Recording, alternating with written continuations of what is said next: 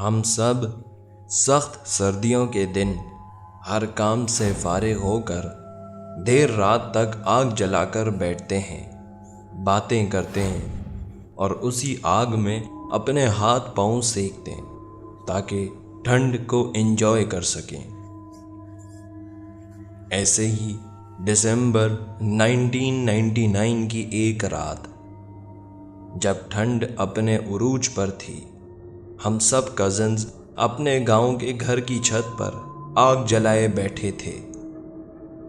ہمارے گاؤں میں ایک بہت بڑی حویلی ہے جو 40-50 سالوں سے بند پڑی ہے۔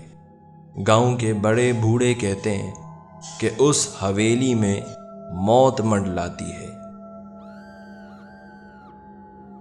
آج سے 40-50 سال پہلے ایک امیر خاندان اس حویلی میں رہا کرتا تھا۔ وقت کے ساتھ ساتھ ان سب کی موت واقع ہونے لگی۔ ایک ایک کر کے وہ سب پر اسرار طور پر مردہ حالت میں پائے گئے۔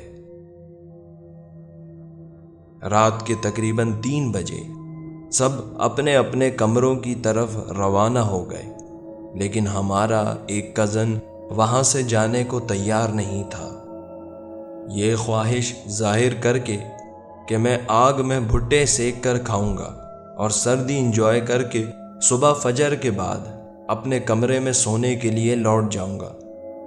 سب واپس اپنے اپنے کمروں کی طرف روانہ ہو گئے اور وہ اکیلا بیٹھا سردی انجوائے کر رہا تھا۔ سب کے جانے کے تھوڑی دیر بعد اس کے پاؤں پر کالی بلی آ کر بیٹھ گئی۔ آنکھیں اس کی روشنی کی طرح چمک رہی تھیں۔ اسے لگا کہ باہر سے آ گئی ہے، جیسے عموماً بلیاں گھروں میں گھس جاتی ہیں۔ اس نے اپنے پاؤں سے اسے بھگایا کہ تھوڑی دیر بعد اسے اپنے کان میں سرگوشیوں کی آواز آئی اور سرگوشی میں کوئی اس کا نام لے کر پکار رہا تھا۔ بھٹے پک چکے تھے۔ اس نے اپنے آس پاس دیکھا لیکن کوئی بھی نظر نہیں آیا۔ اپنا وہم سمجھتے ہوئے وہ آگ سے بھٹے نکال کر کھانے میں مصروف ہو گیا۔ ابھی وہ بھٹے انجوائے ہی کر رہا تھا کہ اسے گہری گہری سانس لینے کی آوازیں سنائی دیتی ہیں۔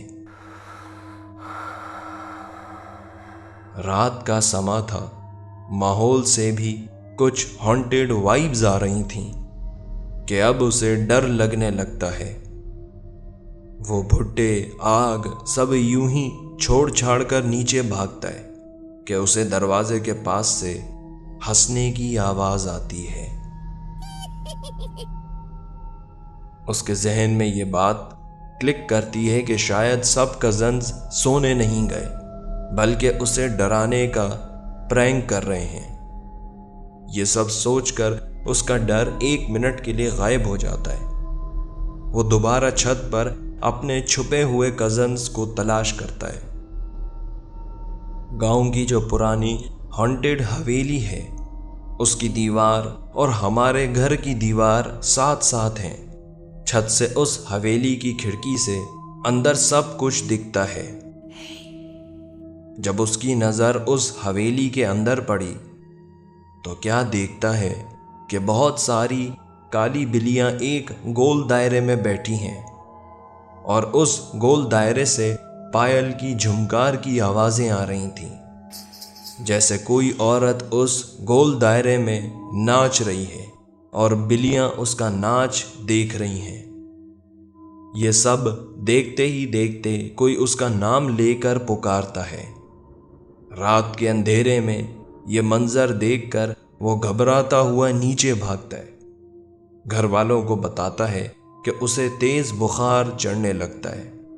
چند سیکنڈز میں پورا جسم بخار سے تپ جاتا ہے۔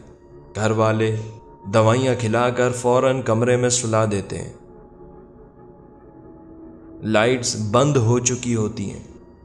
سوتے سوتے اس کی نظر کھڑکی سے باہر پڑی تو وہ دیکھتا ہے کہ حویلی کے اندر کھڑکی پر ایک عورت کھڑی ہے۔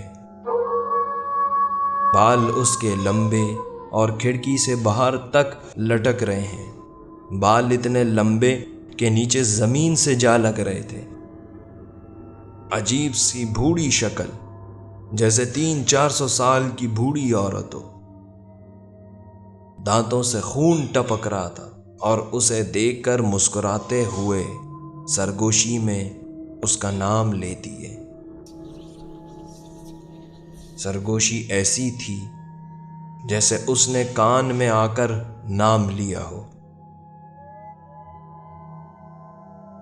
ये कहानी हमारे लिसनर वकास भाई ने शेयर की है। ये वाकया उनके बचपन का है, जब वो अपने आबाई गांव जो कि पंजाब में है वहाँ कुछ दिन ठहरने गए थे। उम्मीद है कि आपको आज का ये हॉरर एपिसोड पसंद आया होगा। आपसे फिर वही रिक्वेस्ट है कि चैनल को सब्सक्राइब करके बेल नोटिफिकेशन ऑन कर लें। खुदा हाफिज।